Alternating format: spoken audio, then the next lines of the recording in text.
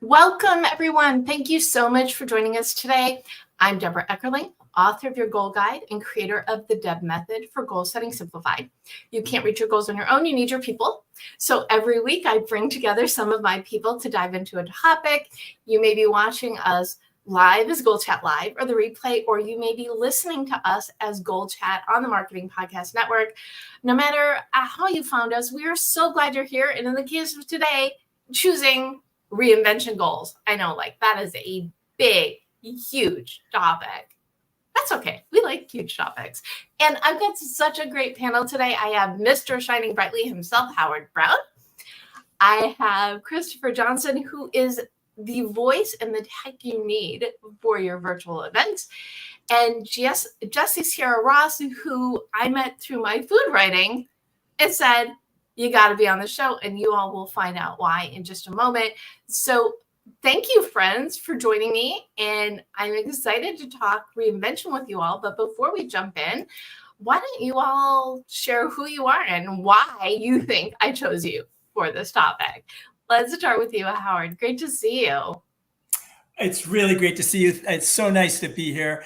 Thank you, Deb. You are the goal setter extraordinaire, and I loved having you on my show, and thanks for having me here. So I'm a perfect human example of reinvention and goals. So I not only have been a business leader and a dad and a husband, I had 2 stage 4 cancers 26 years apart.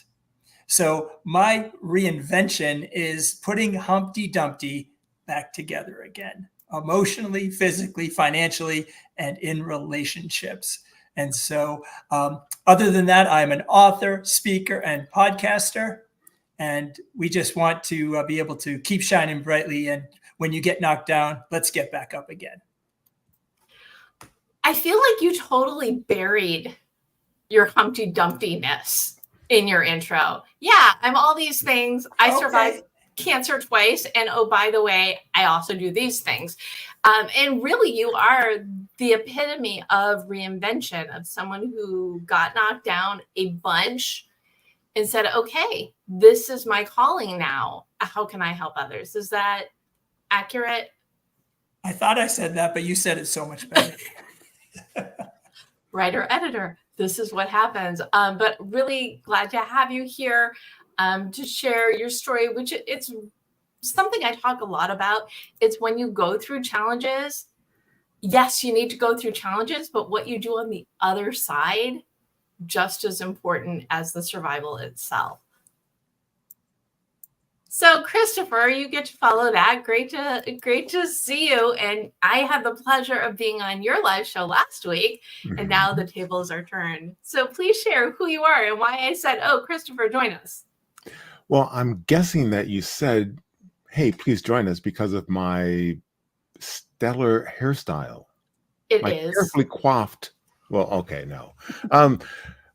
So a bit about me. My background is IT. However, I pivoted during the pandemic to virtual event production. So that was a reinvention. I've also become a triathlete. That's another reinvention. You know, the ways we describe ourselves are ever evolving, and we just have to hang on loosely to what we had and reach for what's new. Okay, the triathlete thing is news to me. How does one become a triathlete? Don't you have to have like that in your brain for like ever? You know, all right. Between you and me, it was a dare. It was a dare. So I didn't know how to swim, and a friend told me, you know, you can fix that, right? Sign up for a triathlon. And I did. And I learned how to swim at the young age of 55. And now, yeah, I've done a couple of triathlons, but swimming is now my favoriteest activity.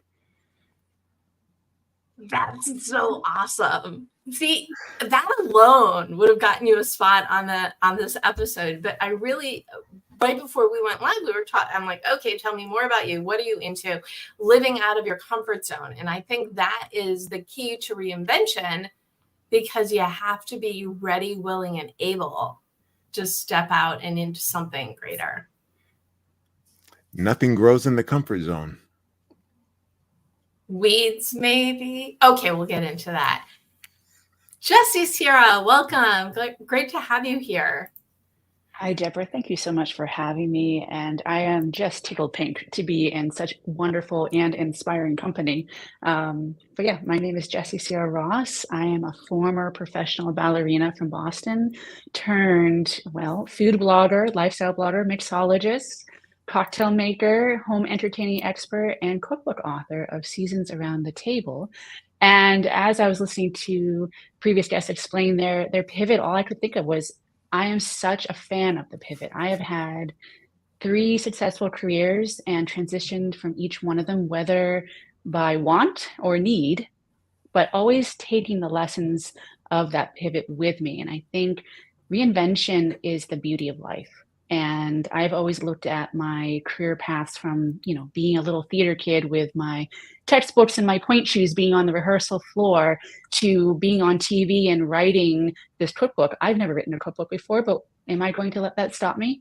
Absolutely not. So reinvention is about inspiration and really grabbing onto those dreams. It's so well said. And one of my big things, in addition to the old, you can't reach your goals on your own, you need your people, let's be each other's people. But I am all about helping people embrace change by choice or by circumstance. So that's what my book, Your Goal Guide, came out in January 2020, 6 weeks before we all had change by circumstance. But the bottom line is, every day, every week, every month is an opportunity to look at your life and say, this isn't working for me. But guess what? It doesn't have to. I can make my life work for me instead.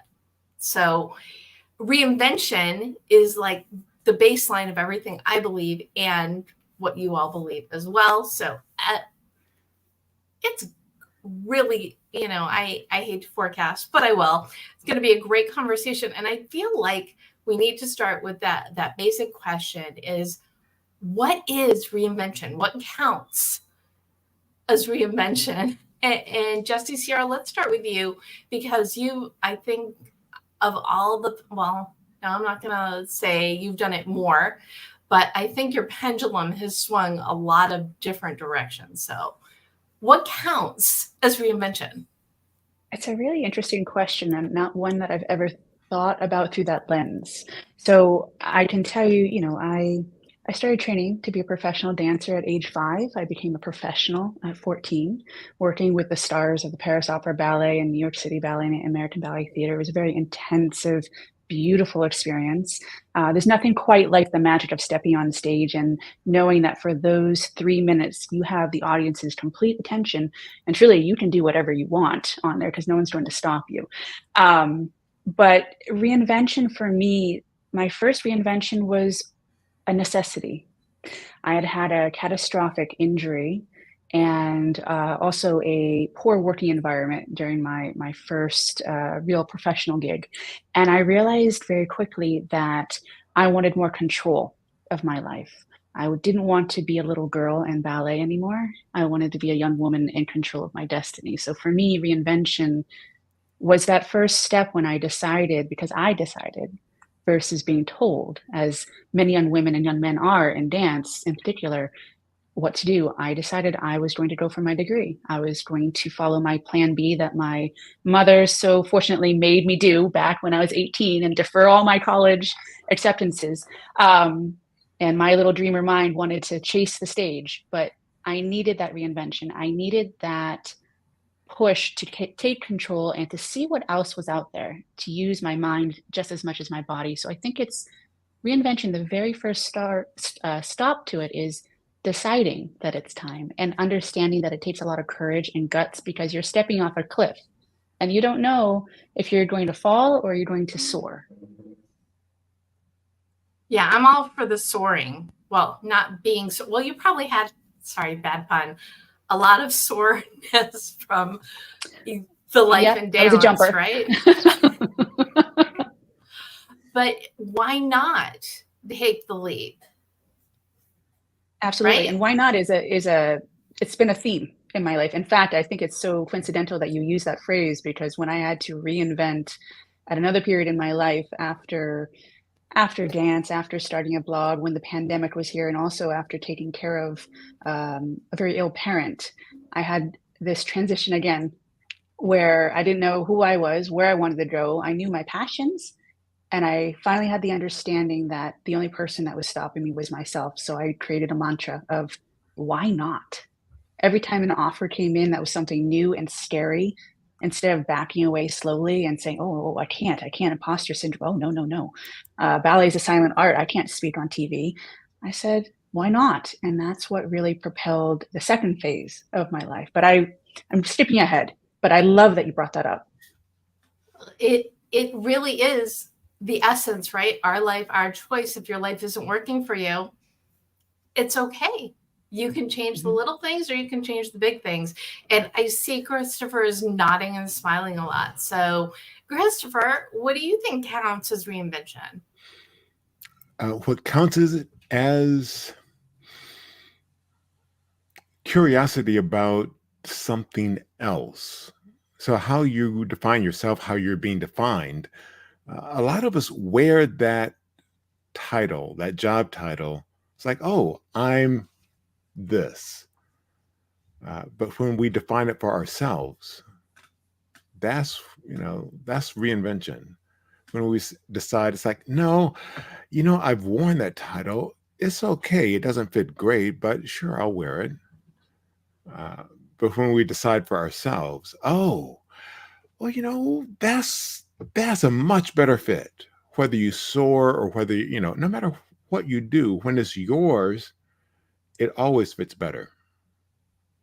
So whether you amble or soar into that new life you want to create, that's another choice that's up to you.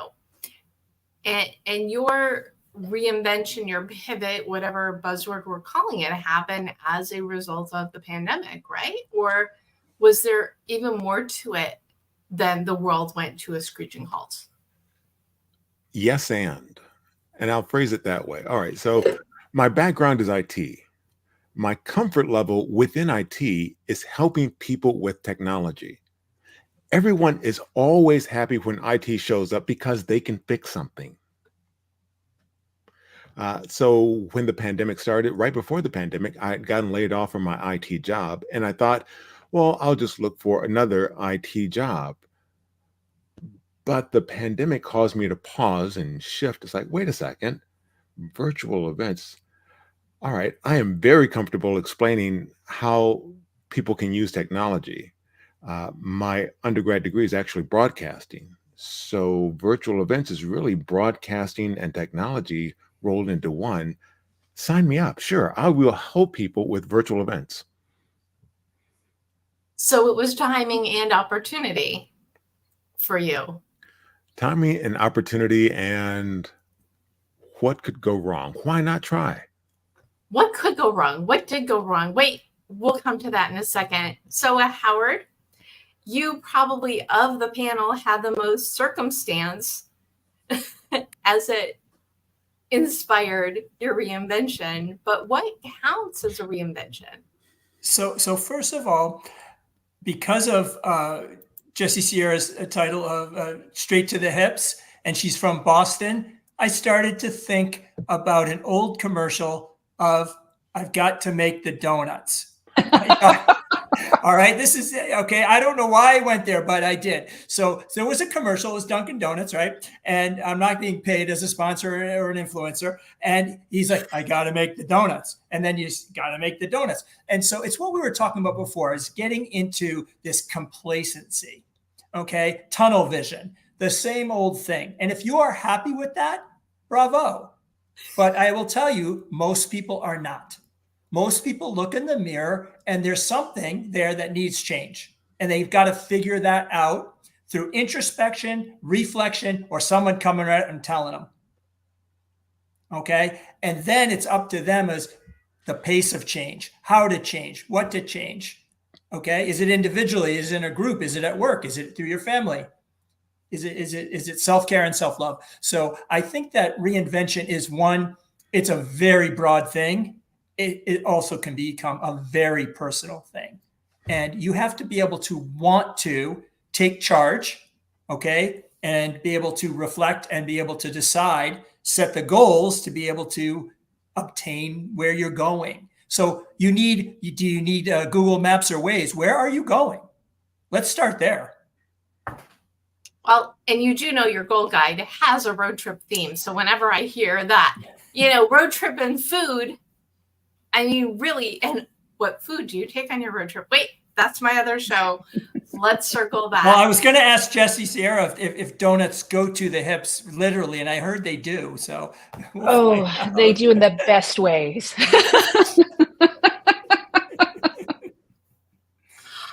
So when you're faced with choice or circumstance and you have to make that change, at least for each of you, and I know you touched on it, I just want to play a little bit more in this space. Was there an aha moment for you when you said, oh, okay, this is next for me? So Howard? So many times. So I actually tell you, when I had to give up college basketball because I had to decide on career, just like Jessie did, delay college. But I basically got an offer for a job, and I stopped playing, basketball, which is a huge, pivot point for me. And many times in life, I've had that. And the most severe ones are actually when I, got diagnosed with stage 4 cancer, is that my life came to a screeching halt. So I, not knowing if I was going to live or die, you make decisions when you're on the firing line quite differently when you have time to sit back, analyze the information that you have with the most information that you have at the time to make it forward moving decision.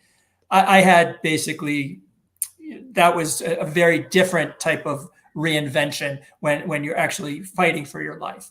So, but in normal times, as to change jobs or to, when I proposed to get married, those are big monumental things, but we are making decisions every day that actually can affect us, move us forward, move us backwards, move us sideways. So what was it when you reclaimed your health that you said, okay, this is the space I need to play in? So it actually came about because during the pandemic, we had a lot of time, and this, the communications medium of Zooms and online meeting, it allowed us to stay somewhat connected through these video screens. And I wrote my book. And the book, when I reflected and got to walk back my life, we don't take the time to do that. I got the time to do that. I interviewed 158 of the most influential, important people to provide the content for this book. And from grandparents all the way up, through big moments in my life, taking companies public in Silicon Valley and interfaith work that I do. And I decided that I actually want to be able to use my story to motivate, educate, and inspire. And how was I best going to do that? And so when the book came out, I said, well, I got to go sell books. And you can do that best by speaking on stage and starting a podcast and building a brand. And so it's very entrepreneurial because I'm an entrepreneur. That's innate in me. But I've taken the steps to build Mr. Shining Brightly so that people realize what I stand for. It's my true calling, actually. And it only took me, 50 years to get there. Some people never get there. Right. And some people who've not had the kind of challenges you've had also never get there. Some people have had worse challenges, keep their story to themselves. And I think a big part of why I love talking to people so much and bringing people who don't know each other together is we all have something to share, to say that's good. And even if it just helps one person, it helps one person. I mean, you can't underscore that.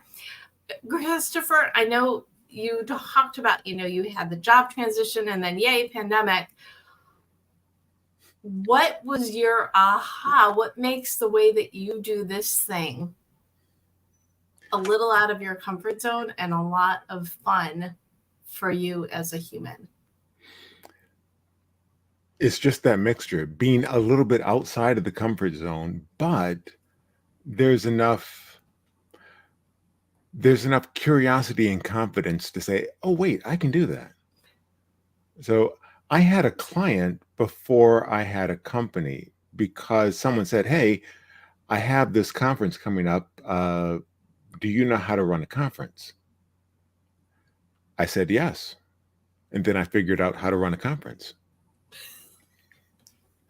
Sometimes you have to jump off the cliff and build the airplane. Yeah, parachute, landing gear, whichever metaphor. So it not only was something that intrigued you as something to delve into, you had an opportunity and you ran with it. Exactly. And because what gave me the confidence to do that is my familiarity with tech. It was, okay, I understand how Zoom works. So what is it that, and another part of my background is improv. And so that's why I try to yes and whenever possible. If it makes me a little bit uncomfortable, it's like, all right, I should probably say yes to this and then figure it out later. I did catch the yes and reference. Thank you for underlining what it was. If other people didn't get it, I'm a huge fan of talking. Like y'all didn't know this, but when you can hone those communication skills through speaking and improv, it also gives you an edge to do anything. Jessie-Sierra, ballerinas don't eat. How did you end up in food?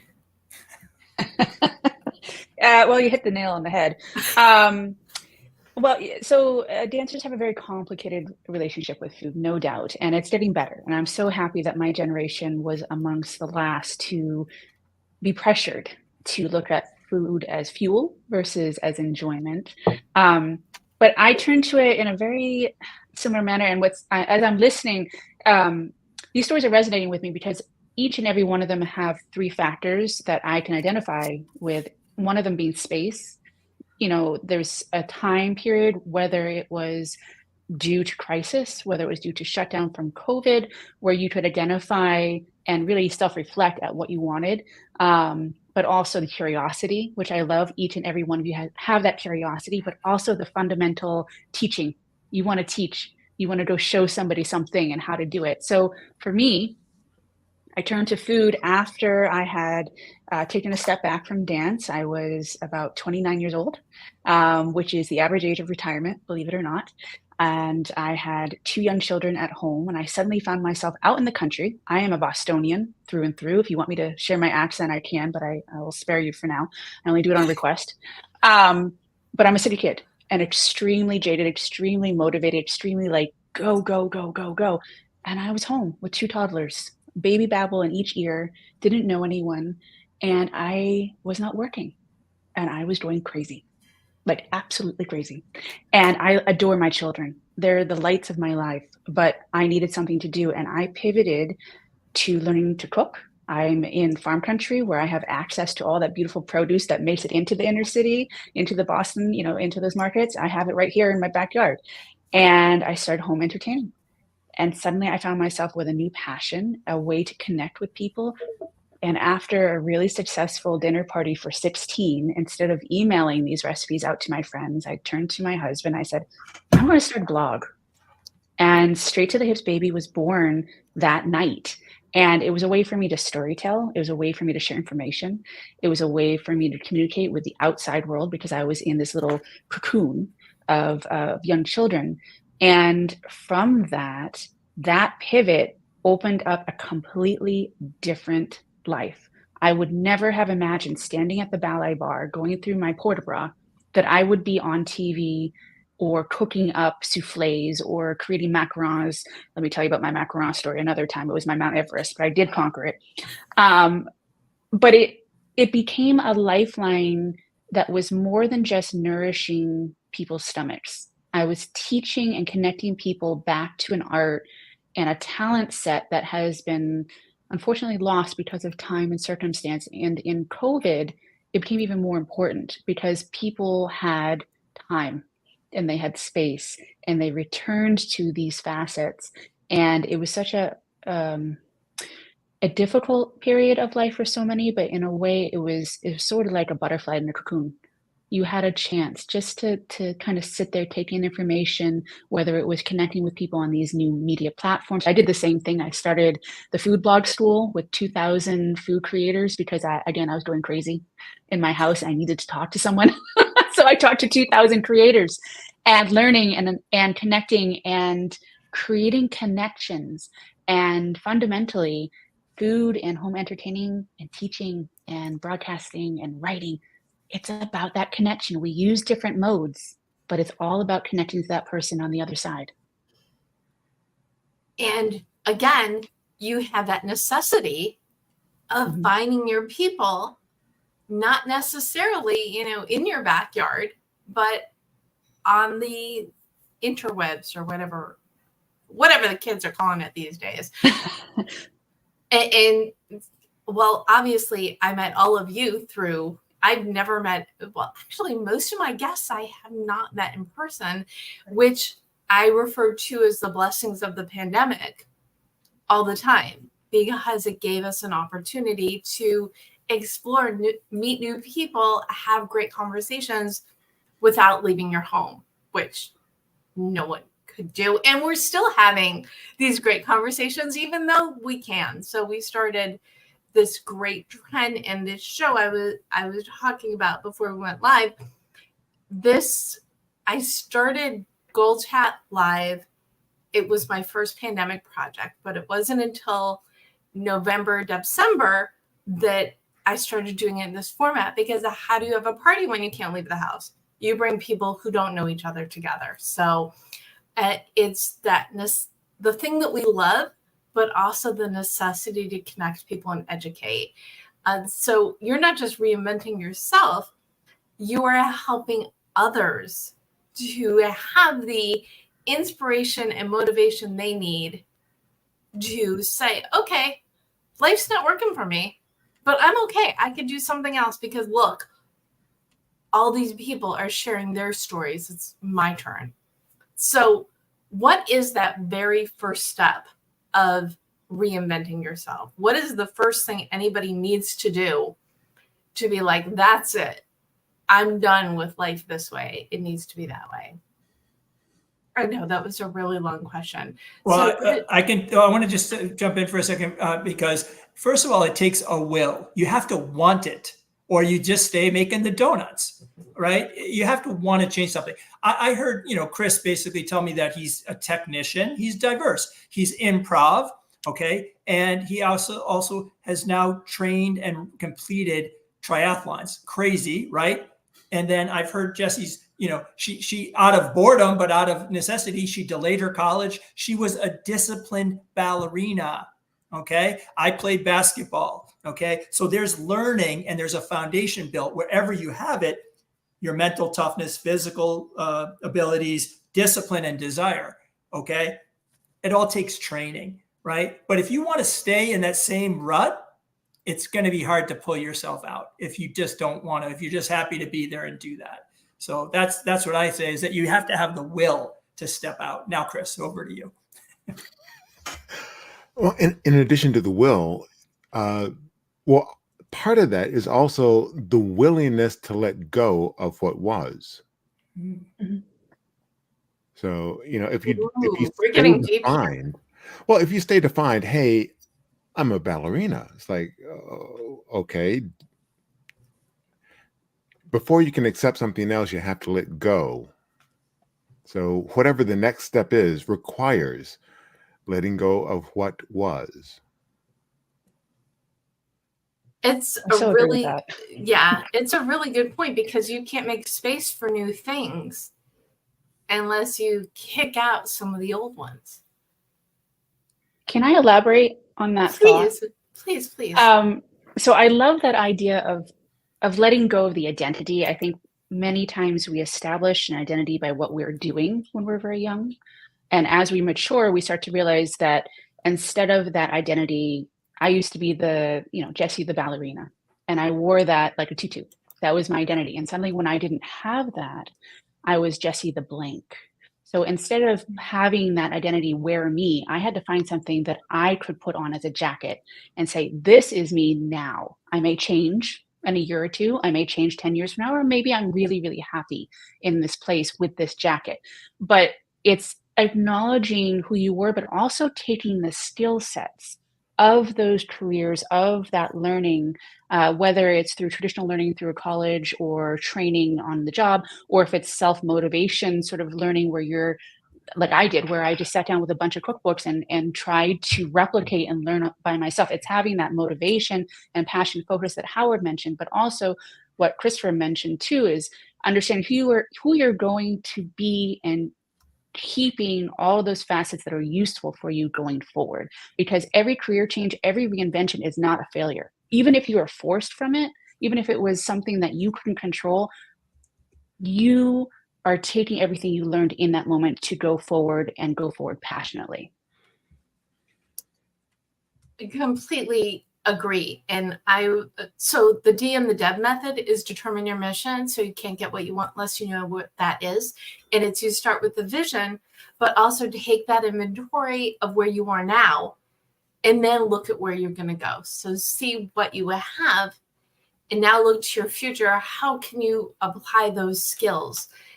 Because we're not all going to start from scratch. I mean, maybe even if we start from scratch, we still have that education, whether it is book learning or life learning or a combination. So taking that inventory, I think is just, you need the desire, you need to be willing to walk away, and you need to see which pieces work between the two. Yes, everybody is nodding. This is also audio. Come on, people, work with me. So, building on what Jessie said, finding that Venn diagram between the old and the new, because you have all the skills that you acquired. They're still yours. How can you incorporate them in what the new identity is? So that Venn diagram, that is up to the individual, figuring out how those things work together. I love that. And like all of you, we have overlap within your Venn diagram. What do you think is the one thing that you really identify as in the center of that diagram? Are you going to say forever learner? Forever learning, forever learner. Sorry to interrupt. This is a passion of mine. I can remember some of my earliest memories of being in the dance studio and having my beloved dance teachers tell me, Jessie, you need to be a sponge. All ears, big eyes, ask questions, but never stop. Because the moment you stop learning, and I feel like this is the essence of reinvention, the moment you stop incorporating new interests and new information, new skill sets, you're done. You're toast. You either have to decide that you're going to keep going forward and keep learning as a motivated learner, a forever learner, or be content with where you are. But it's really one or the other in my mind. And they're both reasonable and they both can be so happy. But if you want to go, if you want to take that leap and have your parachute, you got to learn. You got to talk to people, make those connections, find your community and see who can answer your questions, who can take you on as an apprentice, who can take you on so that you can figure out, is this really what I want to do? Or is this something that I would like to make a hobby? And that's a beautiful thing too. But reinvention, it's really about learning in my mind. I love it, because if you're not learning, you're not growing. You can't figure out the ways in which to apply your skills. And again, I'm getting the nodding. What did you want to add to that, Christopher? I will just echo that. I mean, yes, being a lifelong learner is a requirement for growth. One thing I try and impart to my children by demonstration is you're never too old to learn anything else new. So they've seen me take on new challenges. They've seen me learn new things. And I want them to do the same thing. Be ready and willing to learn always, because life requires it. And living by example, I think is, and I'm sure Howard's going to agree with me on this as well, especially when you're in this coaching and consulting phase, right? Or space rather, you have to do the things. You don't have to, but it really helps when you do the things that you're telling other people to do, modeling that behavior so people can say, oh, they did it. Well, okay, great. Maybe it will work for me. If you talk the talk, you got to walk the walk. So I will tell you, the center for me is the lost art of mentorship. It segues what Jessie-Sierra was saying. You don't have to do it alone, okay? Even the triathlete and the golfer and the tennis player, they have teams behind them usually, okay? Support teams, a masseuse therapist, a dietitian, okay, a motivational coach. Life is a team sport.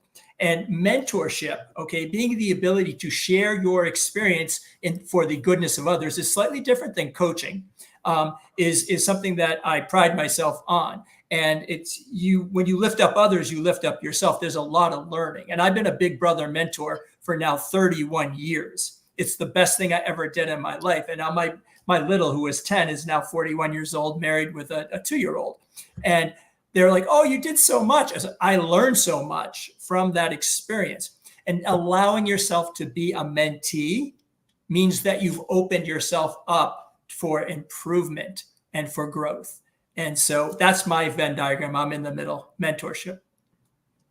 And did you give us yours, Christopher? You know what? I will be the hybrid. So 100 years ago, when I was in middle school, I played cello. And what my strings teacher did is have the advanced students teach the newer students. And his saying was, he who teaches learns twice. So the best way to learn something is to teach it. You find out exactly how much you know or don't when you try and teach someone else that thing. So yeah, being a mentor and a mentee, teaching someone else often, and because everyone learns differently, figuring out how to convey this information in a way that imparts the knowledge that you want to impart in a way that other people will understand. So being a student and a teacher, being a mentor and a mentee, yeah, that's the space I try to occupy. Well, and then it makes sense that you all are here because you're all living the talk, but also wanting to share what you love, that passion, to help others get out of their comfort zone and live a better life, a good life, a fulfilling life that they deserve. I'd love to know, what is the most out of your comfort zone thing you've ever done? And I'm going to pick on you first for this, Christopher, because I love the learning to swim because you were dared. Can you one up that one? You know, that learning to swim is truly the hardest thing I have done. All right. So I ran a marathon a couple years ago. You can always stop and walk. You can't stop in the middle of an open water swim. You know, no, I'm tired. No, you still have to keep going. That's the hardest thing I've done so far. And the reason it was so difficult, so when you learn as a child, your fears are the same size you are. When you learn how to swim as an adult, well, those fears are the same age you are. They might have grandkids. They are deeply rooted and ingrained and hard to root out. But yeah, that's been. But you did it. I did. It's the most fun thing there is. I'm going to need to know what you end up hopping that with, for sure. So I will keep working on that. And what about you, Jessie-Sierra? What is the most out of your comfort zone thing you've done? I've done a lot. I know. What's your favorite? It's from being a performer, you're constantly pushed to the edge of your comfort zone and beyond. And so similar to a competitive athlete, it's always about going 110%. always to the wall and then push up more. I would say that the biggest push I've ever had, and going back to the silent art of ballet, we're taught not, you don't speak on stage, but also you do not advocate, and you do not speak, and you do not do anything like that in the private life that you have in the studio. Last summer, I had the opportunity to fly out to Denver and participate in a massive filming on their PBS set. I've been in studios. I've been with multi-cameras, but they were home studios. I knew everybody. I had co-hosts. I could joke. I could laugh. I could cook. I could, splatter flour everywhere, and it was fine. Suddenly, I was in the big leagues, and I have never done that before. And walking into this giant set studio, tons of cameras, tons of sound, and people that I didn't know. It was exhilarating. It was intimidating. I wanted to pee my pants, but I didn't, because what's the worst thing that's going to happen? I might light a dish towel on fire, but that's okay. It's fun. It's real life. And pushing in that moment opened my eyes to how much I love TV work and connecting through that mode, and how it taps into the sort of innate performer. So you could get me, talking and making jokes, or I could do a tap dance. Whatever it is, I'm ready. And I think that's what people need to understand, is that you're more ready than you think you are. Everything that you doubt, that voice in your head, the little chatter that you have of, you can't swim that many laps in the pool. You can't do 32 fouettes for Swan Lake. That grand slam dunk. I don't know basketball, Howard. I'm sorry. I did watch the Celtics, but I'm terrible. But for me to be in front of all those cameras, speaking to the camera by myself, and acknowledging that camera is now my best friend at home, and I am teaching them how to do whatever it is in front of me, that was the scariest but most fulfilling part of my career so far. That's awesome. I love it. Okay, Howard, you have to follow that. So Sorry. I can follow that, but it's just different. Everyone has to have their own, mountains to climb. And 2 times in my life, I was cut to my core. And when you're told at 23 and a half that you have stage 4 non-Hodgkin's lymphoma, and that your timeline on living, that hourglass is now going a lot faster, and that you may not see tomorrow. And it happened again. So lightning struck twice with me. So I handle it very differently in an analog and digital way, but I was also a dad and a husband, differently than a 23-year-old kid. But I got my life back once, Humpty Dumpty version 1, and I've got Hump back again, and I'm on Humpty Dumpty version 3.0. It's okay to have multiple versions. The best version is your version, okay, of yourself. But I will tell you that one of the hardest things I ever did was write a book, because I dictated that book over Zoom in 158 Zoom sessions, because I had no idea what I'm doing. I'm not a very good writer. I'm a good speaker. So writing the book was never on a bucket list, yet here I am, a best-selling author. And I'll just give you one other caveat. I was finishing up treatment, and we were having a vacation, to St. Lucia. And my daughter wanted to hike one of the pitons. They're called Grand Piton, the big one. And I wanted to go with her. And it's probably not advisable. I was not in shape. It took me an extra 45 minutes to an hour to get to the top. Okay, but I did make it. And it was one of my proudest moments to, have a piton beer with my daughter on the top of this mountain, even though I probably shouldn't have been doing it. So it's challenging yourself, stepping out of your comfort zone, okay? And also understanding that it took me 45 minutes extra, but it talks about sometimes you take 2 steps back. Sometimes you take a detour, okay? We're all just works in progress. And you can understand that there's a learning, okay, of, Jessie can tell you her worst performance. Christopher could cramp up in the middle of a triathlon and decide whether to go or not go. Okay, we all have to do that. And it's in life and in business and in relationships. You have that decision-making in front of you. And failure is a very big teacher. What are you going to do with that information? I don't think we should advocate for people wrapping up cancer treatment to climb big mountains. Probably but not. I see your I just felt like we needed to put that little disclaimer in. Okay. But I guess whatever is your mountain, there you go. Even if it will take you longer, and guess what? Everything almost always takes so much longer in the journey. But when you know who you are, what drives you, what the center of your Venn diagram is, when you've got that mission behind what it is you do, it's going to help you climb. And then you got something to think about when you're taking a break, when you're, not that far up the mountain. I'm really a bad person to talk about mountain climbing. What was it? I visited a friend of mine who was living in Arizona at the Camelbacks, and I will not tell you in decent shape how long it took me to climb that baby mountain, because it would be embarrassing. And I'm trying to figure out how to back out of this topic talking about me. So I will just keep going. Well, you should read the comment from Guy and see the fans that we're building, the raving fans we're building out there in the meta web. Yes, there is no perfect moment. Having a moment is perfect. Absolutely. Beautifully said.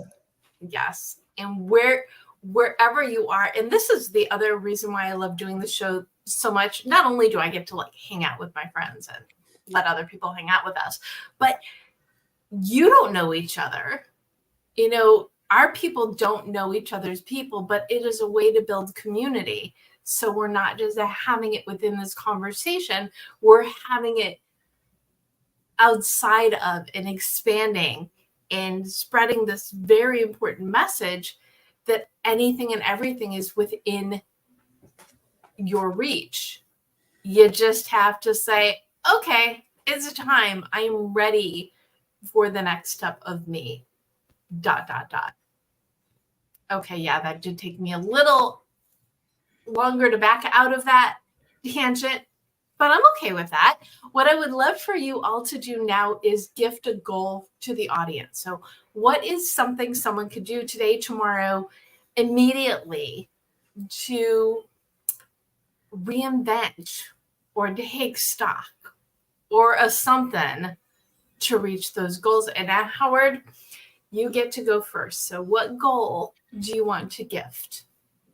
I want to gift the ability to give yourself grace. Okay. You have to be able to take an inventory of where you're at and where you want to go and where you don't want to go. It's almost as important to find out where you don't want to go.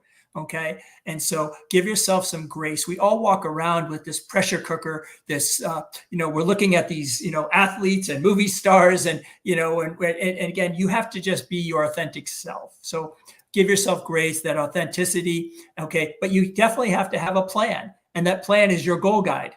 Segue into someone here who knows a little bit about that. Okay. And really it's very quite important to do that. And baby steps of progress are still progress. Grace, give yourself grace. That's my gift. I love it. And it's true. Even if you're working, even if you schedule 15 minutes a couple of days a week to really think about your life, where you are and where you want to go, it's better than just slogging through and being miserable. So the figuring out may take time as well, but that's okay. So I love that.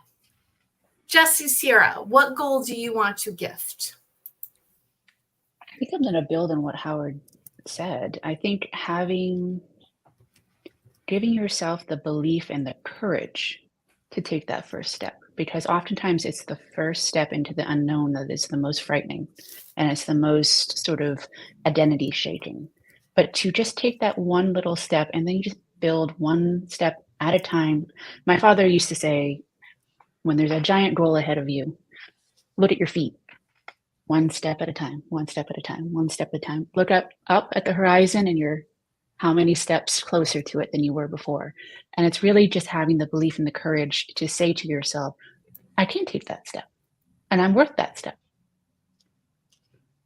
I think the worth the step is even more important than taking the step. And if you're tuning in, whether you're watching or listening, we're rooting for you. So of course you can do it. What insight do you have though for developing that courage? How does somebody, it just feels so elusive? I think, it touches upon what we've kind of mentioned before, is taking stock of the talents you have. I would say that I wouldn't necessarily start skydiving immediately right now. I don't think so. But I can certainly go to a salsa class. I've never done that before, but I know I have the skills. I think it's understanding and setting goals that are reasonably attained to learn those steps, to create belief, to create confidence, so that then you can start going larger and really attacking those goals. When I started off as a food and lifestyle blogger, it was a hobby. And then suddenly it turned into a business where I was creating the photography, the styling, the recipe development. And then suddenly, after those skills were honed after 5 years, having the opportunity present itself, I was also being aware and open to opportunity to go on TV. And from that TV work, having the opportunity of a publisher come to me and say, we really want to work with you. What can you make for us? And understanding that the person that I am now, Jessie-Sierra, the cookbook author, is not necessarily the same as Jessie-Sierra, the ballerina, or Jessie-Sierra, the food blogger, or Jessie-Sierra, the TV person, but it's a combination of skills and talents all leading up to that point in time where that giant goal of writing a cookbook, I can now do that. 5 years ago, I don't think I could have done that. And it's all about progressing and understanding and taking stocks and taking reasonable risks and creating reasonable goals to get that giant goal that you have in mind. So yes, salsa dancing versus skydiving. I love it. And those small wins along the way are really going to help you with that confidence and get that courage to try the next thing. And I don't know if I mentioned this. I love dancing. Dancing is my go-to exercise. You can have your triathlon and your basketball, but put on a 2-minute dance break and it doesn't matter what kind of day I'm having. You get I can't wait to have you on Taste Buds. I feel like we're going to do a dancing food thing, which is going to be amazing. Cocktails and ballet. Let's do it. Okay. Yeah. Ballet. You want to talk about something kicking my, what? I tried to take a ballet class at the dance studio and I like, I was doing hip hop for exercise, and then I tried ballet, and boy, did that class exhaust and put me in pain, but it was still awesome to try it. Mm-hmm. Christopher, what goal do you want to gift? Building on what you were just saying, I would say the gift of play. Play at the edge of your comfort zone. So while you're taking on new goals, new challenges, new identities, play. I mean, one thing we almost forget as grown folk, play is not just for children. We should all find room for it. Play at the edge of your comfort zone and expand it. So try a triathlon if you can't swim. Sign up. Okay, then. Okay. Yes, and what a wonderful conversation, everyone. Where can people learn more about you and all you have to offer in your field? Howard, where can people learn more about you? I know the answer, but you already know the answer. It's already published if you're watching. But please come learn about what I do in author, speaking, podcasting, and what I care about is my advocacy work in cancer and interfaith and at Babson College for Entrepreneurship. So shiningbrightly.com. Come see me. I'll interact with you directly. Fantastic. And Christopher, where can people learn more about you? Well, I would say reach out and connect with me on LinkedIn and let me know how I can help you over your tech hurdles. Awesome. And if you go to thedebmethod.com/blog, I will have everybody's links and everybody's LinkedIn as well. And Jessie-Sierra, where can people learn more about you? Absolutely. You can find me at straight-to-the-hips-baby.com or on social media at straight-to-the-hips-baby, or even on NBC, PBS, and CBS in the New England area. I'm also on LinkedIn, but really grab me. Let's have a cocktail together online. Let's tell stories. It's all about creating that confidence, whether we are reinventing or if we're going to be making a new macaroni and cheese recipe. Because all are really important goals, for sure. Always. And I am at the Deb Method everywhere. And as I said before, you can go to thedebmethod.com/blog to read the recaps and get the links. And if you need some help with your goals, you can go to thedebmethod.com/goalswithdeb and just subscribe at the Deb Method on YouTube. And you can find GoalChat on iTunes and or your favorite podcast platform. And if you love food as much as we all do, you can also subscribe to Taste Buds with Deb.